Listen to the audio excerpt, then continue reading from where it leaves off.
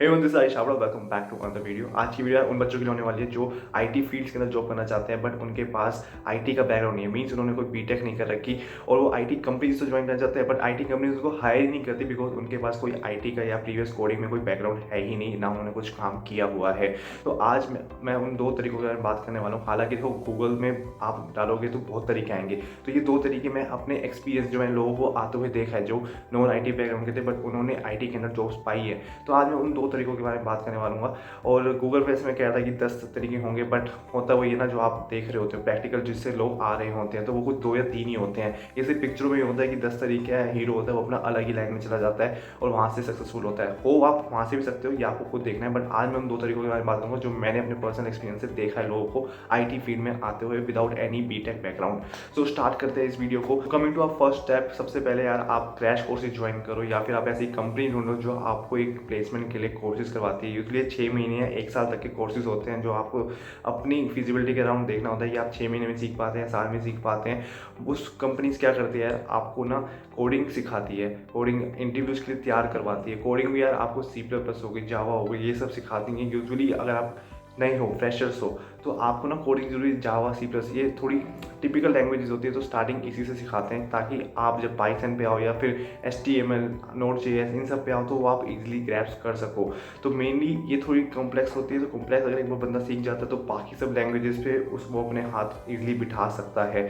तो आप ऐसे क्रैश कोर्सेज ज्वाइन कर सकते हो। उन कंपनीज को ज्वाइन करो जो 6 महीने के अंदर ये सब चीज़ें सिखाती है और साथ के साथ वही कंपनीज आपको प्लेसमेंट भी दिलवा के देती है। तो उनकी कुछ पॉलिसीज होती है, जैसे सपोज उसकी फ़ीस है 2 लाख रुपए वो 6 महीने के कोर्स के लिए, तो कंपनी क्या करेगी यार, एक टाइम पे आप इतना बड़ा अमाउंट पे नहीं कर पा रहे हो तो एक बार आपकी जॉब लग जाए, और जॉब भी उनकी टर्म्स एंड कंडीशन होती है 5 लाख से ऊपर लगती है तो ही वो आपसे पैसे मांगते हैं। अदरवाइज अगर आपका 4 लाख का पैकेज लगता है तो वो आपसे पैसे नहीं मांगेंगे उस 2 लाख फीस के।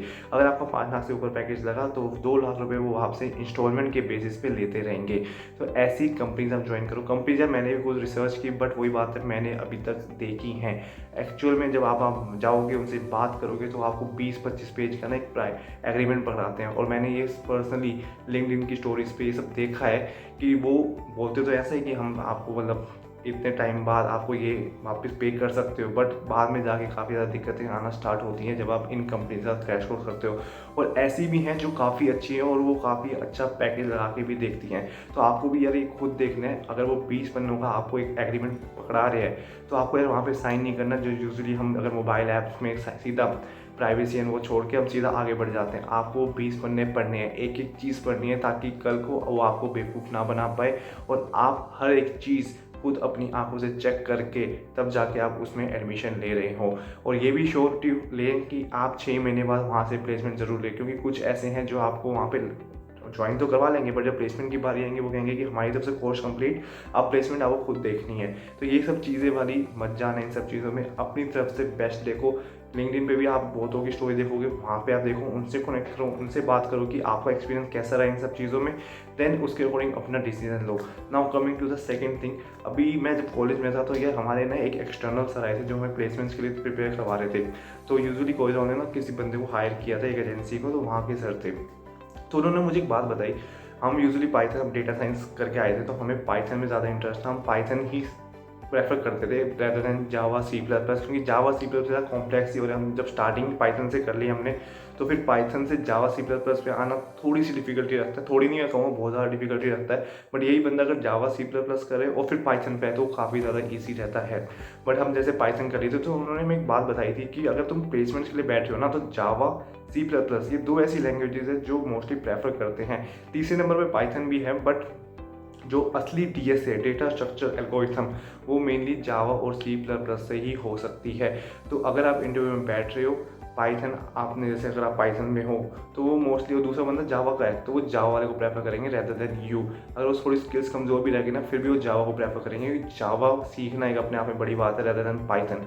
तो उन्होंने हमें एक बात बताई थी कि यार जो भी जैसे उनके फ्रेंड्स लाइक BSc जो कर रहे थे या फिर BBA जो करते हैं वो डेटा एनालिस्ट प्रोफाइल में आ जाते हैं। डेटा एनालिस्ट प्रोफाइल के अंदर क्या होता है, या तो आप एक्सेल सीखो, SQL सीखो, टैब्ल्यू सीखो या पाइथन सीख लो। बेसिकली आपको ग्राफ्स वगैरह बनाने होते हैं, एनालिसिस करनी होती है, तो लोग पाइथन बड़ी ईजिली सीख जाते हैं। तो जो नॉन IT बैकग्राउंड के होते हैं, जो मैं कहता कि IT बैकग्राउंड में जॉब ले सकते हैं, तो दूसरा ये है कि आप पाइथन के थ्रू डेटा एनालिस्ट की प्रोफाइल में आए, फिर अंदर ही अंदर कंपनी में एक्सप्लोर करें।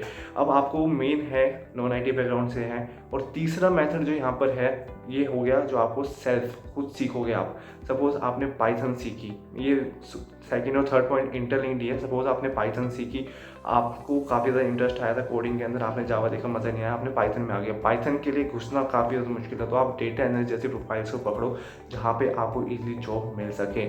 और इसी के साथ एसक्यूएल, अगर आप कोई भी कोडिंग पकड़ रहे हैं उसके साथ एसक्यूएल ज़रूर पकड़ना है। एसक्यूएल हर कंपनी पूछी जाएगी।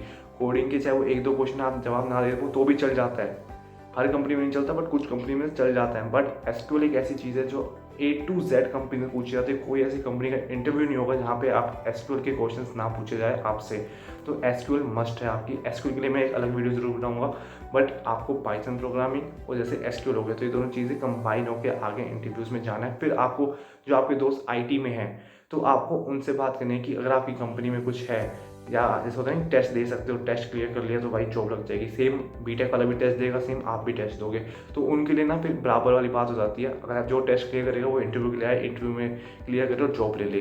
तो मेन आपको वो दोस्त पकड़ने हैं, या फिर आपको दोस्त नहीं है जो IT फील्ड में, तो आपको लिंक्डइन पे जाना है, लिंक्डइन पे लोगों से बात करनी है, कोल्ड ईमेलिंग स्टार्ट करो, रैंडमली लोगों को मैसेज करो, रैंडमली लोगों को मेल करो, रिक्रूटर्स को पकड़ो लिंक्डइन पे, उन सबको मेल करो, बातें करो कि हमें आपके वहाँ पर जॉब चाहिए। हालांकि मेरा बैकग्राउंड नहीं है but you can conduct my test.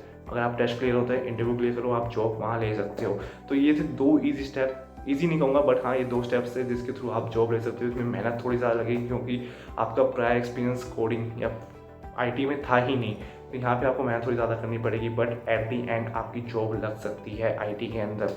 So I hope you find this video helpful. अगर आपको ये वीडियो अच्छी लगी तो hit the like button and do subscribe my channel. Till then see ya, bye bye.